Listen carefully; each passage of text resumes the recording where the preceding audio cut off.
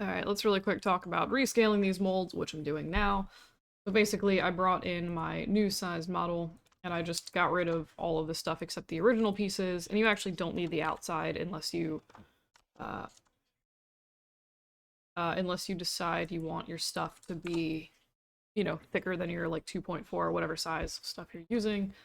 It does appear that I had some of the things organized incorrectly, however, or there were some things missing because I maybe did not organize this properly, so we're gonna go ahead and leave both of these here for now.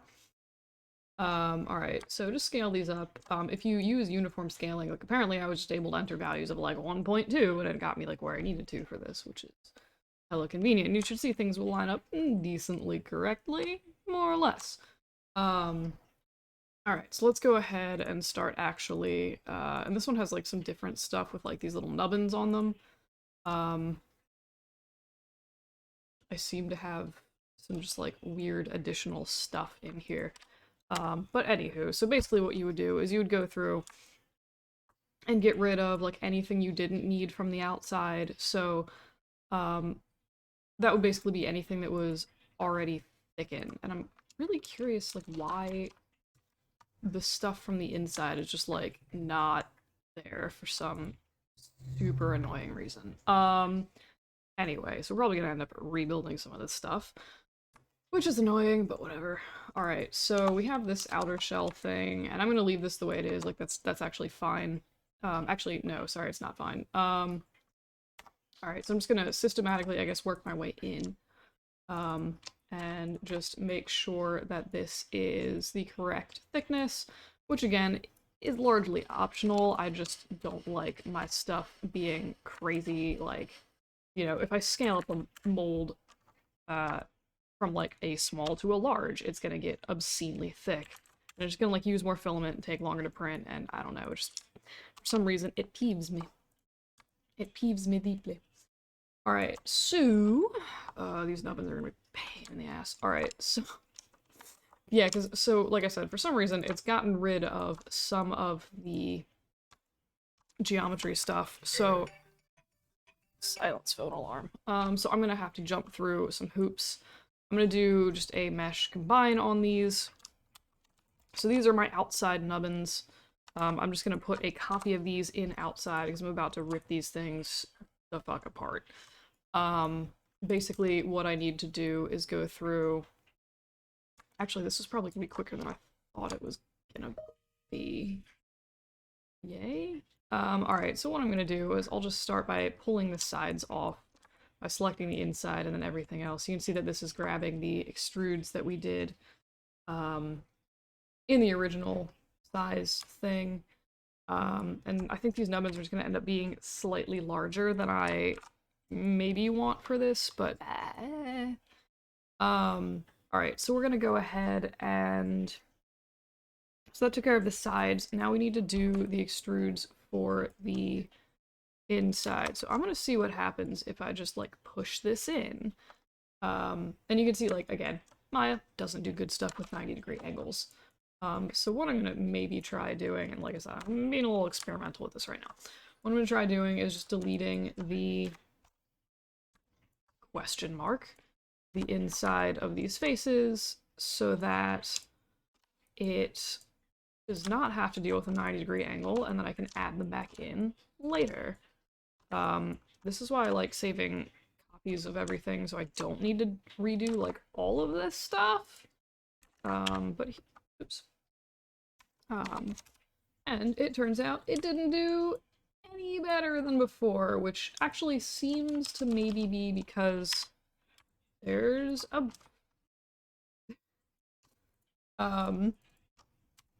there are duplicating faces on, like, all of these, which is bad. So I'm gonna go ahead and just systematically delete all those. I think I did an extrude, and I did not go far back enough that the extrude was undone, so now there's a shit ton of faces sitting on top of each other. Real-time mesh troubleshooting. Hey, I'm sure this is a super engaging video, just watching me systematically delete rings of faces. Basically, I just want these to not have crazy flickering nonsense all over it. Cool. Cool. Cool. Alright, well that, apparently I still have one more to go. I put a lot of nubbins on this. I forgot to put nubbins on the one from the other video. I do like the nubbins in there. I don't, it's just like a weird, personal preference, but I like them. Alright, so now I'm going to extrude this and make sure that it is going... Actually, I want 2.4 in for once, not out. Alright. Delete everything else. Now, we should have a version of this that is basically nested on the inside of the original nubbins, which we do, which means that now I get to go back and seal all this crap back together. Mesh, display, reverse, and let's do an edit mesh bridge. Bridge. Bridge. Bridge. Bridge. Are you noticing a pattern yet? Bridge. Okay. Now we can just mesh fill hole these little trash nuggets. Trash nuggets? Trash nuggets? Anyway. Alright, so here are my nubbins for my inside. Excuse me. Alright, so we have to do the same stupid thing for this. Yay. Joys. Alright. So what I'm gonna do is just delete, it'll be easier to, this is actually gonna be much easier than the last one. One, because it's only a single piece, which always makes stuff easier, but, excuse me. I'm just gonna delete the sides. This is a uniform, I'm gonna say thingamadoodle. That feels like the apt word here, and I'm gonna do an edit mesh bridge on these. Excuse me. I'm actually going to not deal with the fact that there were these extra loops here because I'm going to delete those in, like, a minute. Again, basically just trying to trim this back. Normally you don't need to do all this work, but, you know, here we are. Alright, so I'm gonna just take this face, and I know that this is my original, like, edge loop from the 2.4 millimeter line, so I'm just gonna squish this back into place. We now, of course, have overlapping edges, so we just need to delete those, and delete these, and these are also, like, these vertices are not connected, so let's just go ahead and do a mesh, oh god, no.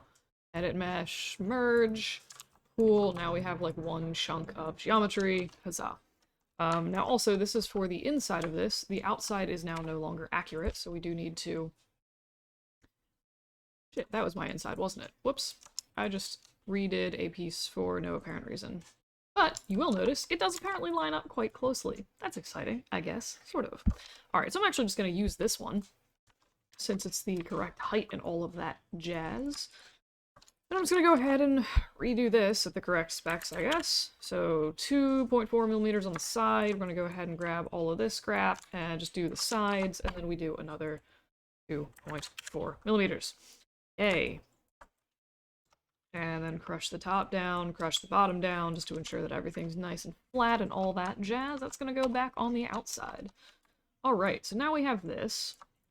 And for some reason, the ice cream cone has also lost the depth in it, which, like I said, really not sure where all this stuff went, but, you know, here we are. Alright, so we're gonna go negative 2.4, which hopefully is not gonna get all crushed on top of itself, because I really don't want to come back and redo this. Alright, so, I think we actually don't, yeah, the outside is actually the one we don't need here. Alright, so we have this, and this appears to be close enough.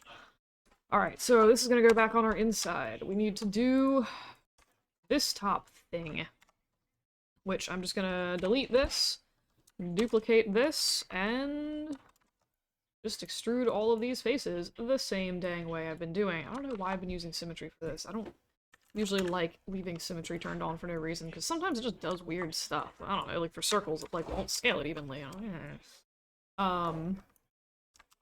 Alright, so that's done. This bottom piece, I guess, should also get done. I need to also deal with the fact that I have a base that I need to remake and reprint regardless, so we're just gonna grab all of these faces. Alright, and 2.4. Never did I say this was not incredibly tedious. Alright, so now we have this again, and I just need to plop that in the outside. And grab the inside version and just extrude these faces downwards. Mostly so it punches a clean, nice hole in the bottom, and frankly, I don't know why this is so tall. Oh, right, because I adapted it from the inside version. Derp. Alright, so that actually lines up with where it should. So what I'm going to do is just delete these faces. And do an edit mesh. Blah, blah, blah, blah, blah, blah.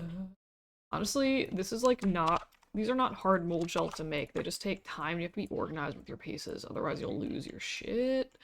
Alright, so I think this is actually good. Let's go ahead and regroup this. And I believe now I actually don't need these groups for the nubbins, which is delightful. So, alright, let's go ahead. So we have all the outside stuff, except for this, which should be under here. And I like just double checking so that if I, you know, just mass select things, it's not going to explode. Alright, so this, I think, as far as I can tell, looks pretty alright. So let's go ahead and bool all of this crapple together. And the reason I like having stuff grouped is it makes it really easy to just hide stuff. And you have, like, all of the pieces, and you can just sort of go in and select a bunch of stuff like a crazy person. As evidenced by me just doing that. Alright, so we're gonna do the inside, same basic thing here, just doop, doop, doop, doop, doop. Cool, that's done. Delete history on these. I'm going to delete these groups. Store backups of these pieces because I like backups, god damn it. Alright, so now we have pieces 3. We're going to take the outside and boolean out the inside, which will give us this delightful cone of ice creamy goodness. Which then, once that's finished, we can come in and do the thing where we do the cutting of the mold in half. And mercifully, once you have the original mold done, it pretty much always goes significantly faster, which is delightful. Alright, so I'm going to save my backup of the thing, duplicate these, we're going to do mesh boolean intersection. I can tell from this green line that it worked. If you're paranoid, go into wireframe. And we're going to go ahead and just do a difference with these. And now we have 2 nice pieces, which I'm going to mesh clean up, delete history, and now we are mercifully done with this. Alright.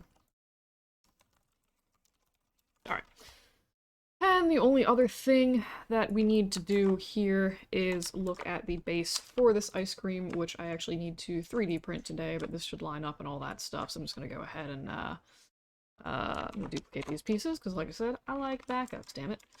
I've had enough stuff not do well with backups that now I'm super paranoid about it. And we're going to just take all of this stuff, except the ice cream, because I don't really care about that, or the base.